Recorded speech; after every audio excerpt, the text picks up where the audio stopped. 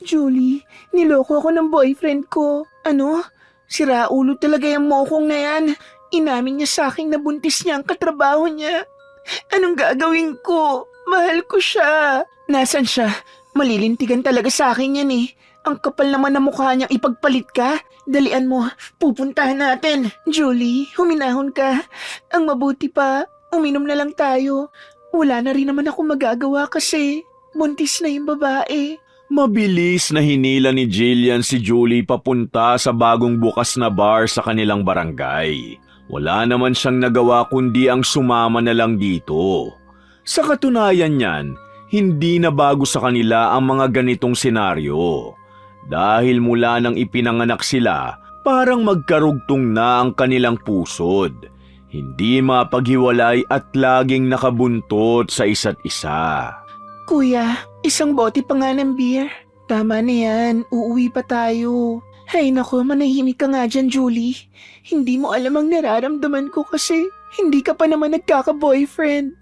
Wala sa plano ko yan. Nakafocus pa ako sa trabaho. Alam mo namang kailangan ko magpadala ng pera kila nanay eh.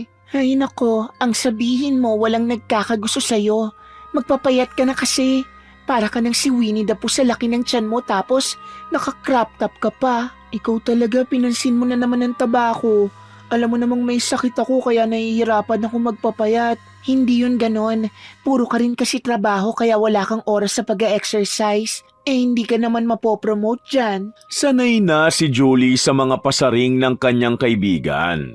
Masakit man ang mga sinasabi nito, wala rin siyang magawa kundi ang mga tuwiran o manahimik na lang. Kung ibabalik niya ang panlalait na natatanggap niya kay Jillian, wala siyang maipipintas. Maganda ang kanyang kaibigan. Sexy, talented at magaling makisama. Kaya maraming tao ang nawiwili rito. Samantalang si Julie naman, kabaliktaran nito. Mahiyain, may katabaan, matalino nga ngunit wala namang gaanong maipagmamalaking talento. Ilang sandali pa, nagulat sila dahil may lalaking lumapit sa kanila at hiningi ang number ni Julie. Hey boy, yung akin ba hindi mo hihingin? Sorry miss, interesado ako sa kasama mo eh. Can I join you here? Sige, pero saglit lang Magsi-CR muna ako. Psst, Pogi, anong nagustuhan mo sa kaibigan ko? Kita mo naman na parang puputok ng kanyang pantalon, oh. Hindi ko rin alam pero nagagandahan ako sa kanya. Ha? Malinaw ba ang mata mo? Sa bagay, medyo madilim dito. Pairam ng phone mo. Bakit? Isisave ko rin ang number ko. Just in case na luminaw ang mata mo kinabukasan. Tumawa si Jillian ng mainhin at mapang-akit. Hinawakan niya rin sa hita ang lalaki ngunit mabilis itong umiwas kaya nakaramdam siya ng inis. Ibinagsak niya ang bote sa mesa ng pagalit. Wow, ayaw mo talaga sa akin? Gusto mo talaga sa kaibigan ko? Dati yung pokpok. Alam mo ba, nakipagrelasyon yun sa matanda para lang makapasok sa trabaho dito sa Manila. Kaibigan ka ba talaga niya? Bakit parang sinisiraan mo siya kapag wala siya sa harap mo? Che, nagsasabi lang ako ng totoo. Kung ayaw mong maniwala, ikaw rin, baka mamaya mahawaan ka pa niya ng sakit niya. Umalis ang lalaki at bumalik sa mga kaibigan nitong nagtatawanan. Samantalang nagtataka naman si Julie sa masamang titig at mataray na pag-irap sa kanya ni Jillian. Ilang sandali pa, napansin niya na wala na rin sa tamang wisyo ang kanyang kaibigan, kaya isinakay niya na ito sa taxi pauwi ng apartment nito. Kinabukasan ay nagkausap muli silang magkaibigan. Julie, nag-text na ba sa'yo yung lalaki sa bar? Mukhang type ka pero hindi natin alam kung hanggang kailan kanya magugustuhan. Oo, masyadong ang makulit kaya hinahayaan ko na lang. Wow, pakipot ka pa. Alam ko namang gusto mo rin ng idea na may nagkakagusto sa'yo. Alam mo, Jillian, asikasuhin mo na lang yung mga requirements mo para makuha ka na sa trabaho. Oo na, gagawin ko na. Basta best friend, ikaw na bahala sa akin Close naman kayo ng manager mo eh. Kaya sabihin mo na i-hire agad ako. Alam mo naman, 3 months na akong walang trabaho. Kaya gawin mo ang lahat para matanggap ako Oo na, ako nang bahala. Hindi mahirap para kay Julie na ipasok ang kaibigan sa kumpanyang kanyang pinagtatrabahuhan dahil naging maganda ang reputasyon niya rito. Nakilala siya bilang napakahusay sa paggawa ng bagong produkto at pagresolba ng mga problema ng kanilang department. Jillian, so ano? Magkababata kayo ng aming soon-to-be manager? Oo, at marami kayong hindi alam tungkol sa kanya. Katulad ng ano? Masyado kasing tahimik si Ma'am Julie, kaya wala kami masyadong alam. Tahimik pero nasa loob ang kulo. Secret lang natin to ha, pero nung college kami, ipinagpalit niyang sarili niyang katawan para lang ipasa siya ng prof namin. Kaya simula nun, wala nang nagtangkang manligaw sa kanya. Siguro, dala na rin yun ng pandidiri. Totoo ba yan? Baka kaya type din siya ng manager natin kasi easy to get yang si Julie. Siguro nga naikama na ni Sir yan kaya siyang palaging pinapaboran. Ngayon, naiintindihan ko na rin kung bakit ilag siya sa mga taong ka-level niya. Mas gusto niya pala yung may matataas na posisyon sa kumpanya. Di hamak na mas magaling ka rin kay Julie, Jillian. Tignan mo ang report mo, isang gabi mo lang tinapos. Kung mas nauna ka lang kay Julie, nako, baka ikaw ang magiging manager namin dito. Lumapad ang ngiti ni Jillian nang marinig ang lalaki't babaeng katrabaho nila. Lalo na sa mga reaksyon nito sa gawa-gawang kwento niya na nakapagbigay sa kanya ng mas matinding emosyon upang lalong siraan ang kaibigan. Nagagawa niya yon sa kabila ng si Julie ang nasa likod ng magagandang presentation ni Jillian. Sinasalo nito ang lahat ng gawaing ibinibigay sa kanya na hindi nito mapanindigan. Sir, ano pong nagustuhan niyo kay Julie? Marami po kasing mga empleyado na kinu-question ang pagpili mo sa susunod na manager. Magaling si Julie. Malaki na rin ang naiambag niya sa department natin. Bakit? May problema ba? Wala naman po. Nagtataka lang ako kasi nung hindi pa po siya nagtatrabaho rito, palagi ko po siyang tinutulungan sa mga report at project proposals niya. Totoo ba yan? Hangang-hanga pa naman ako sa kanya kasi sabi ko napakatalinong bata. Opo sir, at saka nung college po kami, naku, muntik na yung ma-kick out dahil kinopya ba naman yung thesis ng kaklase namin? Ha? I'm so disappointed. Hayaan mo at gagawa ko ng panibagong listahan kung sino ang mga candidate para sa posisyong ito. Walang kamalay-malay si Julie na ang inaasahan niyang promotion ay hindi na matutuloy dahil sa paninira ng kanyang kaibigan. Marami rin siyang katrabahong naging ilag sa kanya, ngunit hindi naman niya alam ang dahilan nito. Ma'am Julie, may nagpapabigay po sa inyo ng bulaklak galing daw po sa boyfriend mo. Salamat Manong Guard. Boyfriend? Baka naman binili mo lang yan para sa sarili mo, Julie. Kaloka ka naman, Mars. Alam naman namin dito wala kang boyfriend, no? May nagkakagusto pala sa'yo, Ma'am Julie. Nako, 30 years old na yung mom nyo. Makadesperada na kaya kung sino na lang ang magkagusto sa kanya, papatulan niya na. Kanino ba kasi yan galing? Sa boyfriend ko. Naalala mo ba si Patrick? Boyfriend ko na siya. Magdadalawang buwan na. Pilit nang umiti si Julie bago nagtungo sa office nito. Hindi niya maiwasang makaramdam ng lungkot at inis dahil hindi man lang nilugar ng kaibigang si Jillian ang mga biro nito tungkol sa kanya. Ilang sandali pa, pumasok ang kanilang manager at kinausap si Julie. Julie, gusto sana kitang kausapin tungkol sa promotion. Ano po yun, sir? Na-realize ko kasi na masyado kitang pinapaboran. Kaya hindi ko napansin na hindi pa sapat ang qualifications mo para sa posisyong ito. Pero sir... Pasensya ka na. Nakita ko na may mas deserving pa kaysa sayo. Hindi na hinayaan ng kanilang manager na usisain pa ni Julie ang dahilan kung bakit hindi na siya mapopromote. Masakit ito para kay Julie at wala na siyang magagawa kundi tanggapin na lang ang desisyon nito. Paglabas niya ay sinalubong agad siya ng kaibigan niya sa trabaho na si Emiel. Mars, anong sabi sa'yo ni sir? Hindi ka na mapopromote? Ha? Paano mo nalaman? Kung alam mo lang kung ano mga sinasabi ng BFF mo pag wala ka. Sinabi niya sa mga katrabaho natin na bayaran ka. Pinagpalit mo raw ang katawan mo para makapasa ka nun sa college. Kaya posible rin daw na ganun ang ginawa mo ngayon. Marami pa siya sinasabi tungkol sa'yo. Pati na rin yung mga project proposals mo noon, idea niya raw. Ha? Nagbibiro ka ba? Best friend ko si Jillian. Kaya hindi niya yun magagawa. Dahil walang katotohanan ng kahit na ano sa mga kwentong yun. Kung ayaw mo maniwala sa akin, Mars, ikaw rin, hindi mo namamalayan. Tinutuklaw ka na pala ng kaibigan mong ahas. Natawa na lang si Julie sa mga narinig niya at mas piniling magtiwala kay Jillian. Kilala niya ang kanyang kaibigan. May pagkaprangka at minsan ay hindi maganda ang mga biro. Ngunit sigurado siyang hindi siya kayang siraan ito. Kinabukasan, pumunta siya sa desk ng kaibigan upang palihim na ilagay ang pinagpuyatang report niya kagabi. Pinagawa kasi sa kanya ito ni Jillian dahil sinabing masama ang pakiramdam nito. Totoo ba talaga na madaling ikama si Julie? Grabe no, tahimik sa personal pero halimaw pala sa kama. Kahit ako, sir, hindi ako makapaniwalang kayang gawin yun ng kaibigan ko. Buti nga may pumapatol, sir. Nakakayang sikmurain ang itsura ni Julie.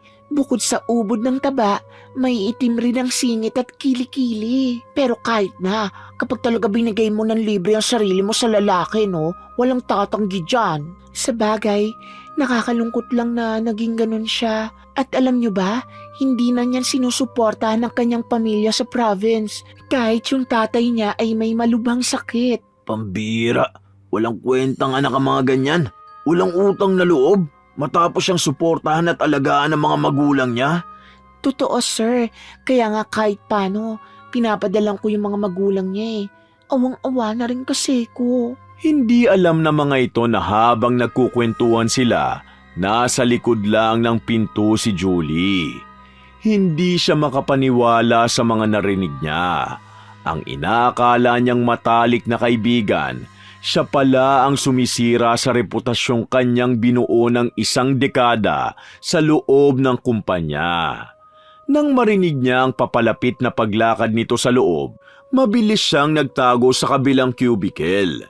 Nanlulumo man, mas pinili niyang pakinggan pa rin ang lahat. Yung boyfriend niya nga ngayon, sa akin talaga may gusto. Pero inahas niya lang, kaya wala na akong nagawa, kundi magparaya na lang. Ay, ahas talaga yung kaibigan mo. Hindi kita masisisi kung tatraydorin mo siya kasi kahit ako gaganti ako dun, no? Nako, kahit na ganoon, hindi ko siya kayang kumprontahin tungkol doon. Kaya naman, hinayaan ko na lang. Wala mabait ka kaya palagi kang naaabuso. Uy, teka, ito na ba yung sinabi kong report sa'yo? Oo. Sumakit nga ang ulo ko dyan Kasi naman 2 report ang ginawa ko kagabi. The best ka talaga, Jillian. Hayaan mo, ililibre na lang kita sa Starbucks pag sahod natin. Alam niyo ba, hindi na pala mapopromote si Julie. Os? Baka kasi dahil hindi siya pumayag na ibenta ang katawan niya dahil may boyfriend na nga siya. Natatakot yata na mahuli. Nagtawa na ng mga ito. Saka pa kunwaring sumusuka si Jillian para ipakitang nandidiri siya sa kaibigan.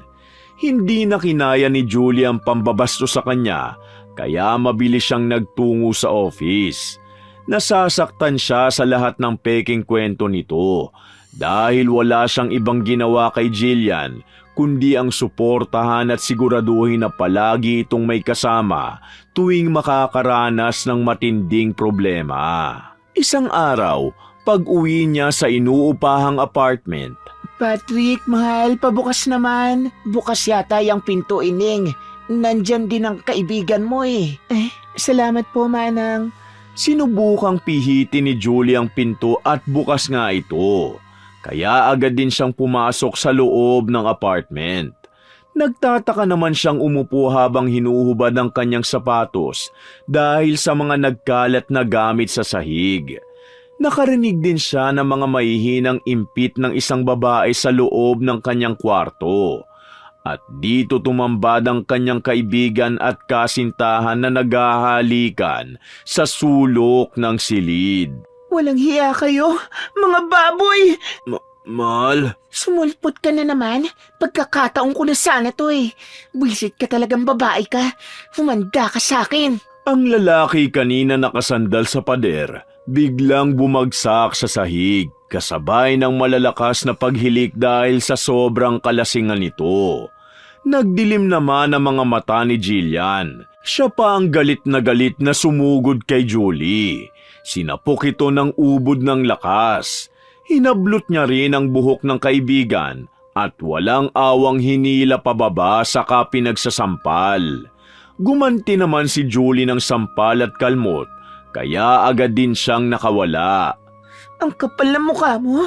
Pagkatapos kitang tulungan sa lahat, ganito lang ang igaganti mo sa akin. At ikaw pa ang galit. Manahimik ka dyan, tababoy ka. Wala kang tinulong sa akin. Lahat ng sayo dapat sa akin. Si Patrick, yung work mo, lahat ng mamahaling gamit na meron ka, dapat sa akin. Naririnig mo ba ang sarili mo? Lahat ng meron ako dahil yun sa paghihirap ko, sa pagtitipid ko, sa pagtsatsaga ko. Kaya anong karapatan mong angkinin lahat? Nanahimik ako, Jillian. Lahat ng paninira mo sa akin, pati na rin pagsabutahe mo sa promotion ko, pinalampas ko. Hindi mo naman deserve ang lahat ng yun eh. At sisiguraduhin ko na wala sa iyong mapupunta kahit alin sa mga yon. Sa akin na rin si Patrick. Hindi ka pwedeng maging masaya sa buhay mo. Matapos ang insidenteng yon, nawalan na ng ganang pumasok sa trabaho si Julie. Hindi rin siya kumakain o lumalabas man lang ng apartment. Malinaw na rin para sa kanya na niloko siya ng kanyang kasintahan, kaya hindi niya na ito magawang harapin. Matapos ang ilang linggo, napagpasyahan niya na rin pumasok sa trabaho. At bumungad naman sa kanya ang kanyang kaibigang si Emiel. Mars, 2 linggo ka ring nawala ah.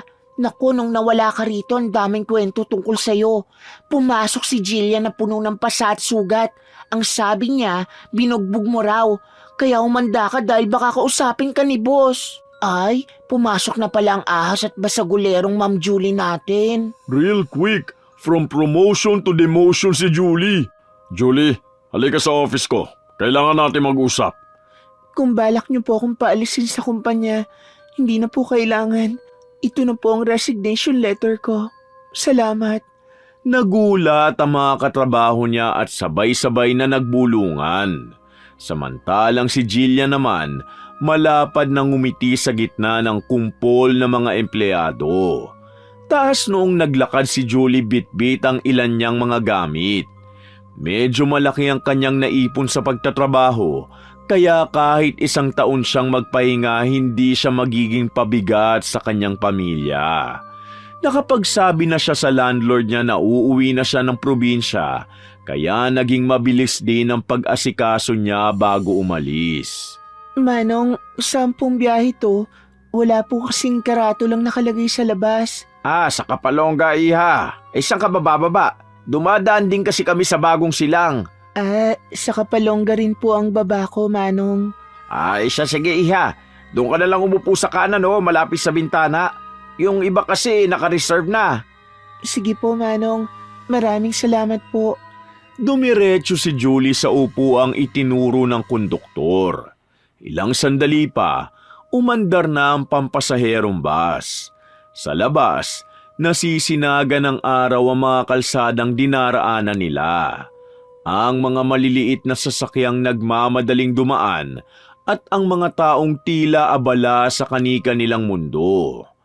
Habang pinagmamasdan niya ang tanawin sa labas ng bintana, unti-unting bumalik sa isip ni Julie ang mga alaala ng sakit na pilit niyang inaalis sa isipan. Doon, sa gitna ng pag-ugoy ng biyahe, hindi niya na napigilang mapaluha. Iha, anong nangyayari sa'yo? Bakit ka umiiyak? May masakit ba sa'yo? Wala po, Lola. Sigurado ka ba, Iha? Sobrang mugto ang mga mata mo. Ano palang pangalan mo? Julie po. Ayos lang po talaga ako, Lola. May iniisip lang po ako. Ay, ganun ba? Ay, nako. Hindi man tayo magkakilala, Iha. Sana'y maging maayos ka. Kung ano man ang pinagdadaanan mo, tandaan mong lilipas din yan. At kung may nanakit man sa'yo, hayaan mo. Ang karma na ang bahala. Ipagdarasal kita. Nang marinig yun, lalo pang napaluha si Julie at bigla niyang niyakap ang matanda, na agad ding yumakap sa kanya. Kahit hindi sila magkakilala, pakiramdam ni Julie na iintindihan siya nito. Doon niya nailabas ang sakit at kwento ng mga nangyari. Buong biyahe, mahina ang pag-iyak at pagkukwento niya. Pagsapit sa destinasyon, medyo kumalma na rin siya. Sayang, ang ikli lang ng oras ng pagsasama natin, Iha. Kaya nga po saan po pala kayo rito sa Kapalongga, Lola? Sa Kalabaka ako. Medyo malayo po pala sa lugar ko. Poblasyon po kasi ako. Oo nga, sana'y magkita pa tayo. Pumupunta ako minsan sa Kapitolyo. Dumadaan ako sa poblasyon. Ganun po ba? Maraming salamat po sa magagandang salita, Lola. Medyo gumaan po ang pakiramdam ko dahil sa inyo. Nako, walang anuman. Gusto mo ba tulungan kita para maparusahan niyang kaibigan mo? Paano po? Tawagan mo ang numerong ito. Tinanggap ni Julie ang papel na inabot ng matanda at tinignan ang numerong nakasulat doon. Pulang tinta ang ginamit, matingkad, parang dugo. Nang akmang magpapasalamat sana siya, napansin niyang malayo na ito at nakasakay na ng tricycle. Kumaway pa ang matanda bago tuluyang umalis. Ipinagkibit-balikat na lang yun ni Julie at tinago ang papel sa bag. Balak niyang tawagan ang number na yon pag-uwi. Medyo nalungkot pa siya dahil hindi man lang niya naitanong ang pangalan ng matanda. Oh, Julie, ba't bigla ang pag-uwi mo? Hindi ka man lang nagsabi. Papunta kami sa bahay ng lolo mo ngayong gabi. Nag-day off po ako ngayon na Ilang araw din kaya naisipan ko pong umuwi. Hindi na po ako nakapagsabi. Medyo masama po kasi ang pakiramdam ko. Mukha nga. Ayos ka lang ba, anak? Hindi ka naman ba bugbog sa trabaho? Ayos lang po ako, Nay. Medyo masama lang po talaga ang pakiramdam ko. O siya, sige. Magpahinga ka na muna ron sa kwarto mo. May pagkain dyan sa kusina, ha? Sa ref, may gamot doon. Uminom ka kapag nakakain ka na. Ako susunod na muna sa tatay mo sa bahay ng lolo mo at may mga importante kaming pag-uusapan. Sige po, Nay. Ako na pong bahala dito.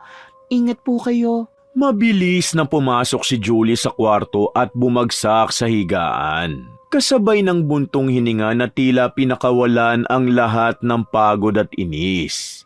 Ilang sandali siyang natulala at nakatingin sa kawalan. Hanggang sa biglang tumunog ang kanyang cellphone.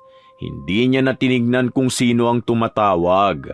Sa sobrang pagod, agad niya itong sinagot. Mahal, nasan ka? Ba't wala ka rito sa apartment? Ang kapal naman ng mukha mong tumawag pa. Ano, hindi ka man lang ba nagsisisi sa ginawa mo? Huminahon ka, mahal. Pakiusap, hayaan mo ako makapagpaliwanag. Ha? Nasisiraan ka na ba ng pait, Patrick? Para saan pa? Matapos mo akong pagtaksilan, aasta kang parang wala nangyari. At tatawag ka sa akin na parang wala kang ginawang masama. Pakinggan mo muna ako, Julie, kahit 1 minuto lang. Pakinggan ang ano? Ng kasinungalingan mo? Umalis na nga ako dyan para wala ng gulo. Hindi pa ba sapat ang pag-alis ko para maisip mo na wala na tayo? Oo, nakikipaghiwalay na ako sa'yo, Patrick. Kasalanan lahat to ni Jillian, Julie. Siniraan ka niya sa akin. Sabi niya, may lihim kayong relasyon ng dati mong manager para ma-promote ka. Tapos nilasing niya ako at biglang hinalikan. Natigilan si Julie nang marinig yun, na para bang may pumindot sa matagal niya ng itinatagong galit. Umalingaw-ngaw sa kanyang isipan ang bawat salita ng nobyo. At dahan-dahang pumatak ang luha sa kanyang mga mata. Mabilis niyang pinatay ang tawag bago kinuha ang papel na may nakasulat na numero. ang ibinigay sa kanya ng matandang babae. Hello? Sino to? Saan mo nakuha ang number ko? Dun po sa matandang nakasabay ko sa bus kanina. Bakit niya binigay ang number ko sa'yo, iha? Alam mo bang bawal yon? Hindi mo alam ang pinapasok mo. Pasensya na po. Sabi po kasi sa akin nung matanda, tumawag daw po ako sa number na to kung gusto kong humingi ng tulong para maparusahan ang kaibigan ko. Kulam ang tinutukoy niyang tulong na ito, iha. Kulam? Nagulat si Julie sa narinig. Ngayon niya lang nalaman na totoo pala ang kulam. Napalunok siya at halatang nag-aalangan, ngunit nanaig ang galit. Sa huli, pinili niyang ipakulam ang kaibigan. Umaasang sa ganung paraan, makakabawi siya sa sakit na naramdaman. Gusto ko pong ipakulam ang kaibigan ko. O sige, gagawin ko ng walang kapalit dahil ang nanay ko mismo ang nagbigay ng numerong to sa'yo. Ibig sabihin malala ang naging lagay mo. Ano bang pangalan mo, iha, at ang pangalan ng ipapakulam mo? Ang pangalan ko po, Julie. At yung ipapakulam ko po, yung plastic kong best friend, si Jillian po. Yun po ang pangalan niya. Ana ang pangalan ko, iha, at gagamitan natin ng matinding kulam ang kaibigan mo. At sinasabi ko sa'yo, walang awa ang kulam na ito, na hindi basta nawawala kung hindi magsisisi at magbabago ang ipakukulam mo. Wala na po akong pakialam kung walang awa ang kulam na yan. Dahil ganun din naman pong ginawa sa akin ng best friend ko. Talagang desidido ka na. Kung ganon sabihin mo lahat sa akin ang ginawa sa inang kaibigan mo, nang sa ganon maging refleksyon nyo ng mararanasan niya. Kailangan mo ring punitin ang isang larawan na magkasama kayong dalawa habang ginagawa ko ang pangungulam. Sinunod ni Julie ang utos ni Aling Ana. Ibinuhos niya sa mangkukulam ang lahat ng hinanakit, ang lahat ng pagtataksil, pagpapanggap at mga gabing halos masiraan siya sa pag-iyak, at ang pag-asang unti-unting naglaho. Tahimik lamang ang matanda habang nakikinig. Baka sa mga mata ang awa at pag-unawa. Pagkatapos, kinuha ni Julie ang larawan nilang magkaibigan sa loob ng frame. Tinitigan niyo ng matagal. Sa kamarahang pinunit sa gitna. Kasabay ng pagkapunit ng litrato, tila may bahagi rin ng sarili niya ang tuluyang nadurog. Sa parehong sandali, nagsimulang kumilos ang mangkukulam upang isagawa ang matinding parusa para sa kanyang kaibigang si Jillian. Napunit ko na po, Aling Ana. Mabuti kung ganon. Tapos ko na rin ang pangungulam sa kanya. Talaga po? May epekto na po ba sa kanya ito ngayon? Oo, iha.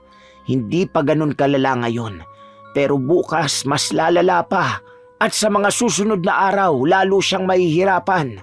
Asahan mo na magsisimula na ang kaparusahan niya. Maraming salamat po, Aling Ana. Tatanawin ko po tong utang na loob. Dahil sa inyo po, mapaparusahan na si Jillian sa mga nagawa niya. At sana, kahit ganun, ito na rin po ang maging dahilan ng pagbabago niya. Tingnan natin. Sige na, iha. Ibababa ko na ang tawag dahil may panibagong kliyente ulit. Sige po, Aling Ana. May galit at lungkot pa rin sa puso ni Julie. Ngunit sa pagkakataong ito, may bahid na ng saya.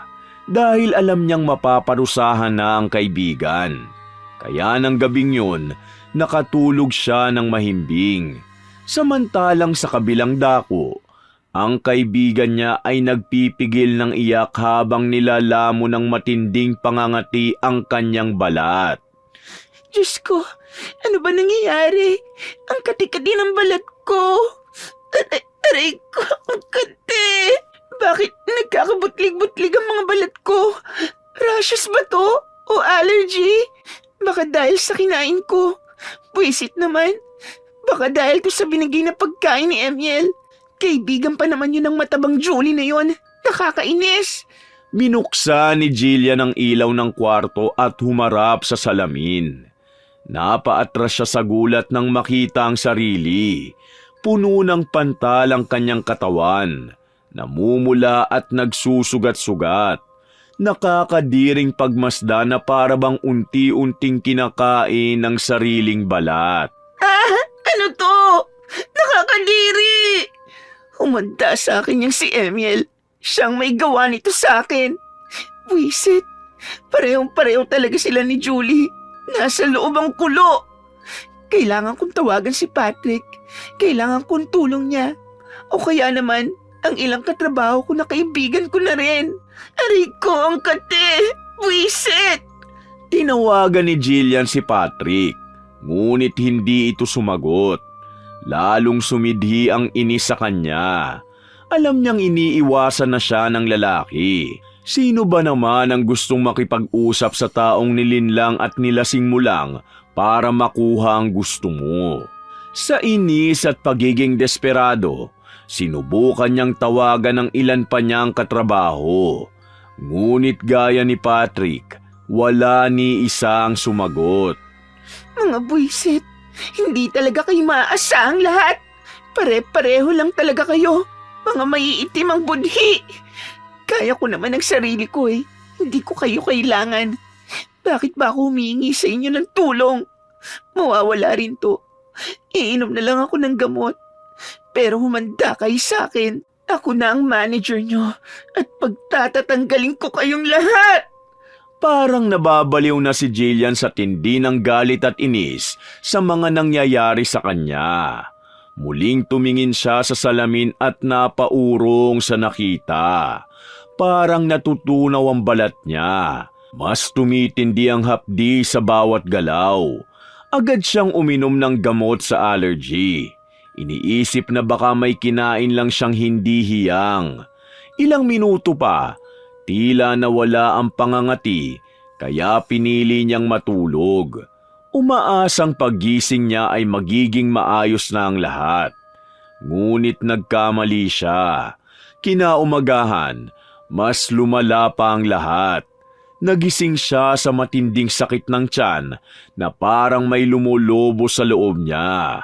Dahil doon ay nagsimula na siyang magsuka ng maitim na likido habang ramdam ang matinding pamamaga ng kanyang bibig. At sa sandaling yun, alam niyang may mas malalim na nangyayari sa kanyang katawan. Aray, tulungan niyo po ako. Ang sakit. Hindi na ako makalakad. Diyos ko, maawa kayo sa akin. Anong nangyayari sa katawan ko? Tulungan niyo ako. Anong gagawin ko? Kailangan kong tawagan si Patrick para madala ako sa ospital.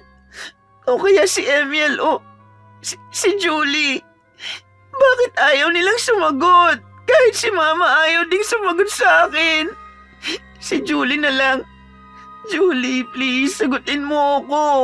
Nagulat si Julie nang biglang mag-ring ang kanyang phone. Agad niya itong sinagot. Umaasang si Patrick ang nasa kabilang linya. Ngunit halos mahulog ang cellphone sa kamay niya nang marinig ang boses sa kabilang dulo. Mahina at paos na dumadaing.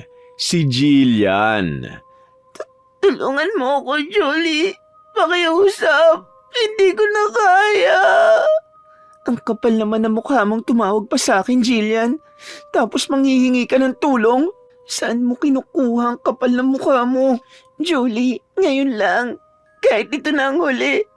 Kailangan ko ang tulong mo. Ang dami nangyayari sa katawan ko na hindi ko may paliwanag. Mamamatay na yata ako. Bakit hindi ka tumawag sa doktor? Mukha ba akong doktor, ha, Jillian? Wala akong number. Kailangan ko nang makapunta sa ospital, Julie. Kung hindi... Umalingaw-ngaw sa linya ang tunog ng pagbagsak ng katawan ni Jillian sa sahig. Napatigil si Julie. Bigla siyang kinabahan. Baka kung ano na kasi ang nangyari sa kaibigan niya. Kahit may galit pa rin siyang nararamdaman, hindi niya maiwasang maawa. Sa kabila ng lahat, may pinagsamahan pa rin sila. Kaya kahit labag sa loob niya, agad niyang tinawagan ang pinakamalapit na ospital sa apartment ni Jillian. Mabilis namang rumisponde ang ospital at agad nagpadala ng ambulansya. Nasaan ako? Nasa ospital ka, miss. Mabuti at gising ka na. Ilang araw ka ring nakatulog. Ano po bang nangyari sa akin? Ang masasabi ko lang ay nagkaroon ka lang ng viral infection.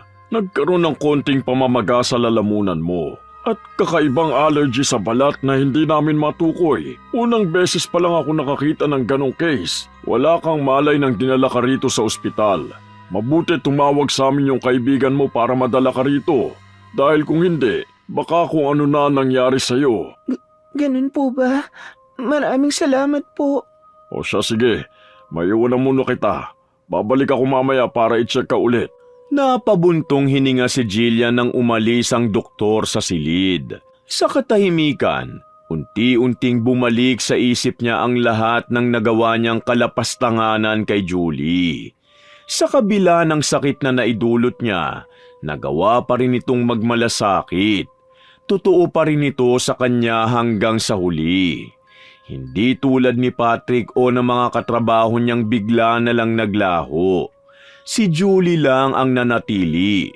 Doon niya naramdaman ang bigat ng kahihiyan at ang mabigat na kirot ng pagsisisi na unti-unting bumabagabag sa dibdib niya. Kinuha niya ang cellphone sa gilid at tinawagang muli ang kaibigan. Hello? Hello, Julie? Oh, kumusta ka na? Maayos na, Julie. Mabuti naman kung ganon. Julie, gusto kong humingi ng tawad sa'yo sa lahat ng nagawa kong mali. Sa lahat ng pambabastos at paninira ko sa'yo. Hindi ko alam kung anong sumapi sa akin kung bakit nagawa kong lahat ng yun. Siguro, kasi naiinggit ako. Naiinggit ako dahil kaya mong gawin ang mga bagay na hindi ko magawa. Dahil ikaw kahit nasasaktan, tumatayo pa rin. Julie, sorry talaga. Hindi ito ang tamang oras para dyan, Jillian. Magpagaling ka na lang. Pinatay ni Julie ang tawag. Hindi niya kayang pakinggan ang lahat ng yon. Hindi pa siya handang magpatawad.